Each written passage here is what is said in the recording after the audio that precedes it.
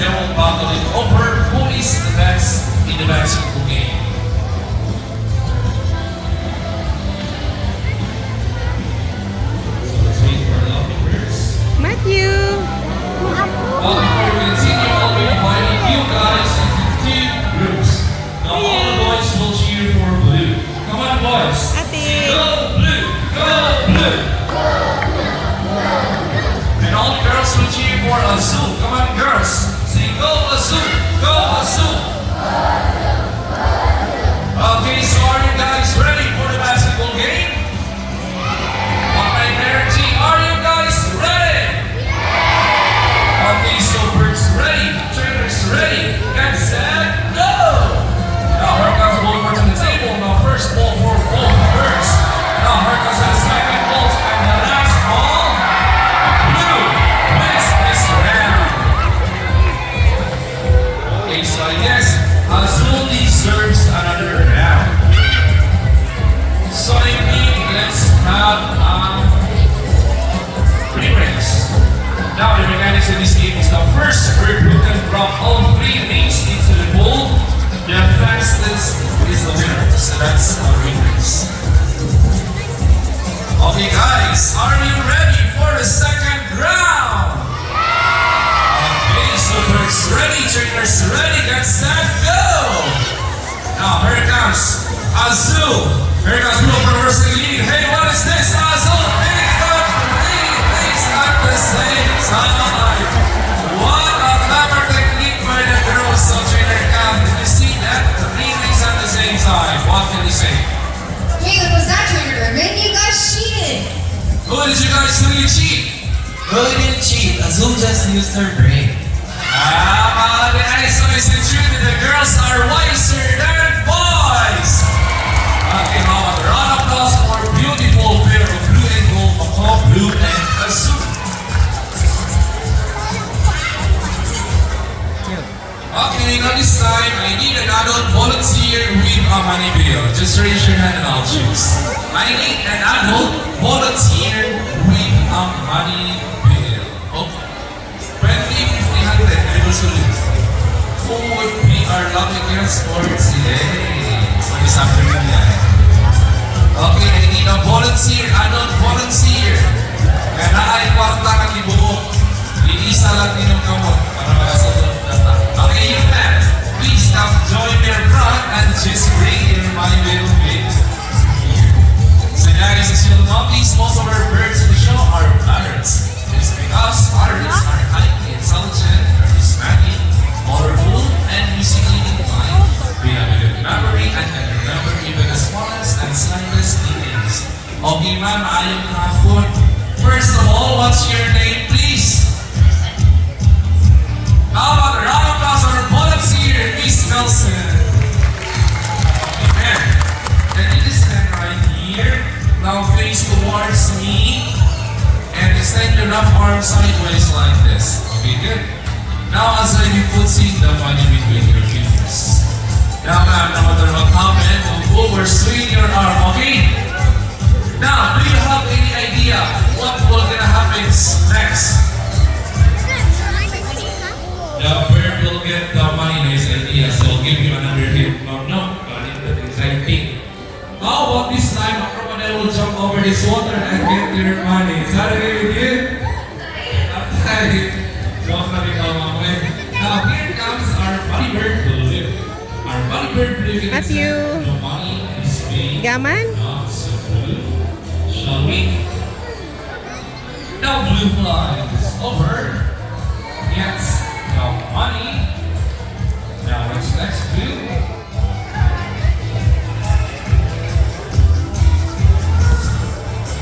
Now blue flies back into the table and I guess blue wants to donate the money! How about a round of applause for our generous donor? Nana, mabutan si Ma'am Wilson. No? Okay ma'am, okay ba kasi 100 pesos donation for the animals? Okay na ma'am? Okay na rin. How about a second round of applause? How about a 500 peso bill? How about Oh no, no, no. Actually, no, we are just eating just partial. We will return your money But before that, you're gonna have a photo opportunity with a lovely bird. Okay? So just follow trainer Captain's instruction. Now give us your best pose and best smiles together with our Viber tool on Instagram. Okay, there you go. And here's the money bag. So by the way, ma'am, can you wait the photographer out there and you have a official printed picture with our beautiful. So libre na siya ma'am, printed picture. Okay, how about a round of applause for our volunteer, Viber tool.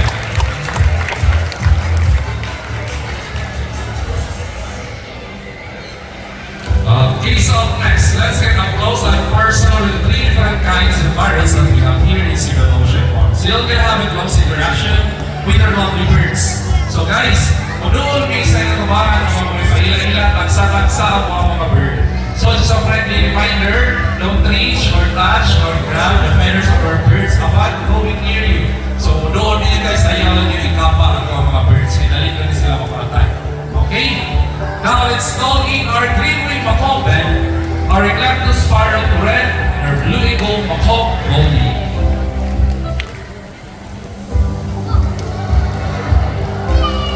Okay, so this is red, the other one is goldie, and let's wait for bandit.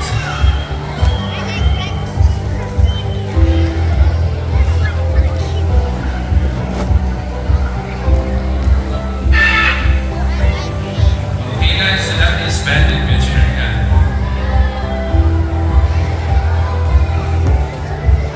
Okay, so first off, on my left missionary gun is bandit. So bandit is a green wing macaw. As you can see, their body is covered with mostly red plumage. Its wing and tail feathers are blue and green. This macaw has a wide hanging face line with small red feathers. They are the second largest parrot next to the highest hanging macaw. That's why they're called the gentle giants of the parrot family. Their scientific name is Arachnoropterus. Say hi to them from the Hi. Okay, how about on the other side? Hello. Anak kami po si Bandit guys, no? Okay, next up about there, which in our breed is Goldie.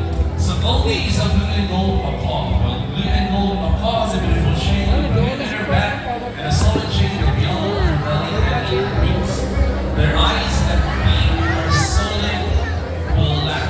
So blue and gold macaw belongs to our group of parrots that measures about 80 centimeters in length. These birds can be found in so eclectus parrot is very unusual in the parrot family.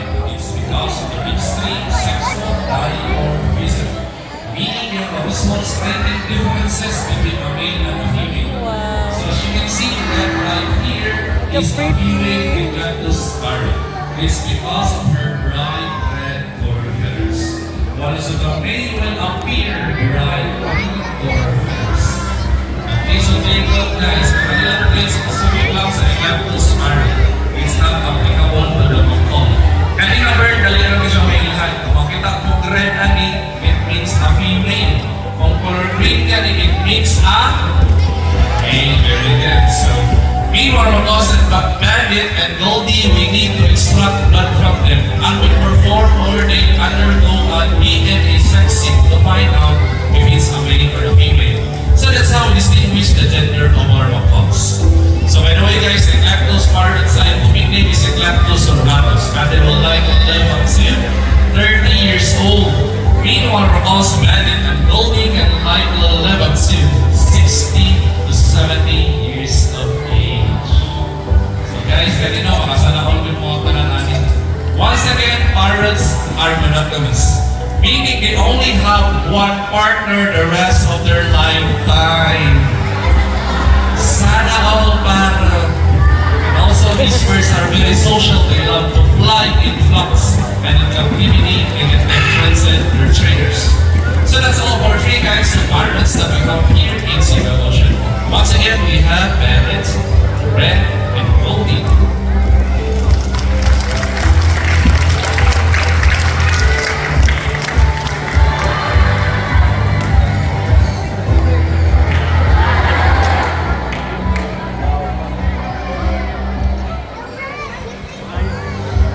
Now, parrots in particular are known to be intelligent and perceptive. That is why they won't get bored. Now, who knows this game? This is called the Shake Box Puzzle. Do you remember playing this game when you were still a kid? Now here comes Bandit once again, and he's going to show us how intelligent he is by putting all the shape right back to its correct slots. Okay, so take note guys, that the shape box puzzle is a learned behavior. So it's not possible that Bandit's intelligence, memory, and perception. And also they use this skill in the wild to find food and find shelter. These birds typically feed on seeds, nuts, salts, and minerals along the river banks. And there you go, intelligent, right? How about a round of applause for a great wing of Mount Bandit?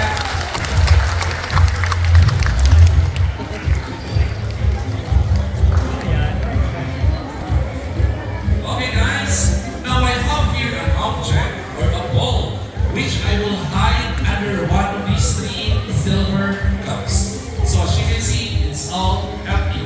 Now, where do you want me to put this object? On your left, on your right, or just in the middle? Which side? Left, right, middle. Okay, so let's put it right here. Now let's call your psychic bird Goldie. So guys, Goldie have a psychic ability. Now do you think that Goldie can find the hidden object for us? If it's a yes, let me hear you cheer. You can do it, Goldie. Okay, Goldie, find the hidden object for us, please. We're going to be searching, standing and there you go. She found it. How about a round of applause for psychic bird Goldie?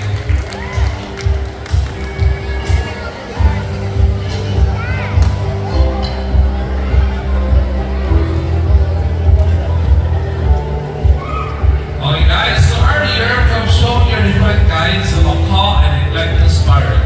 Now this time, we would like to show you our different kinds of cockatoo that we have here in Civil Ocean Park.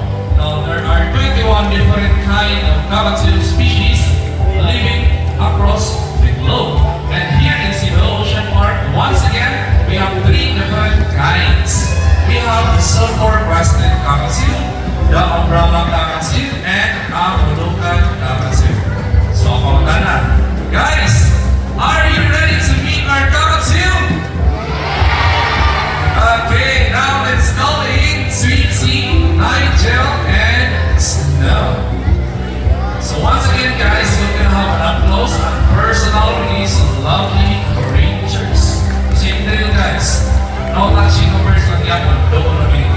Okay?